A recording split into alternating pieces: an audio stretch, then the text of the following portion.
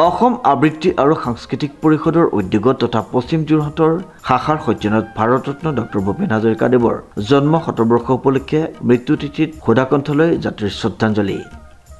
পৰিষদৰ উদ্যোগত ডক্টৰ ভূপেন হাজৰিকাৰ জন্ম শতবৰ্ষৰ বৰ্ষজোৰা কাৰ্যসূচী যি হাতত লৈছিল তাৰে আজি দ্বিতীয়টো কাৰ্যসূচী আমাৰ পশ্চিম যোৰহাট শাখাৰ উদ্যোগত যোৰহাট জিলাৰ পশ্চিম যোৰহাট শাখাৰ উদ্যোগত অতি আড়ম্বৰপূৰ্ণভাৱে শাখাৰ সকলো বিষয়ববীয়া সকলো সদস্যৰ উপস্থিতিত লগতে জিলাৰ বিষয়ববীয়া সকলৰ উপস্থিতিত অতি সুন্দৰভাৱে হৈ গ'ল।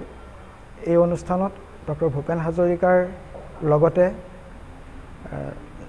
ডক্টৰ জুবিন গাৰ্গক ডক্টৰেট উপাধি দিয়া হৈছিল। USTMA দিছিল, বহুতে ব্যৱহাৰ নকৰে।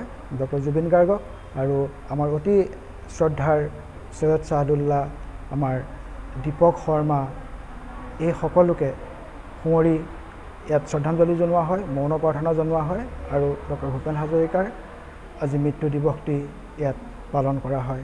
উল্লেখযোগ্য যে পশ্চিম যোৰহাট জ্ঞানজ্যোতি বিদ্যাপীঠৰ প্ৰেক্ষাগৃহত 5 নৱেম্বৰ বুধবাৰে দিনৰ 12:30 পৰা এই মহান কাৰ্যসূচী শুভাৰম্ভ কৰা হয়।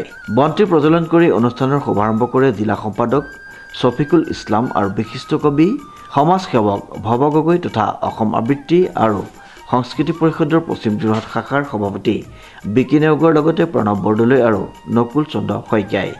অসম আবৃত্তি আৰু সংস্কৃতি পৰিষদ পশ্চিম যোৰহাট শাখাৰ সদস্যই ভাৰতৰত্ন ডক্টৰ ভূপেন হাজৰিকা আৰু অসমীয়াৰ প্ৰাণৰ শিল্পী জুবিন গাৰ্গৰ প্ৰতিচ্ছবিত মাল্যাৰ্পণ কৰি শ্ৰদ্ধা নিবেদন কৰে।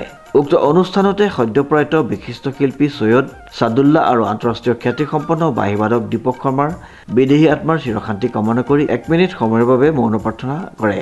কাব্যসিন্ধু ডক্টৰ অমৰজ্যোতি চৌধুৰীৰ মৃত্যুদিনাৰ গান কবিতাটো সমস্বৰে আবৃত্তি কৰি পশ্চিম যোৰহাটৰ আকাশ বতাহ মুখৰিত কৰি তোলে। Bureau report, news now.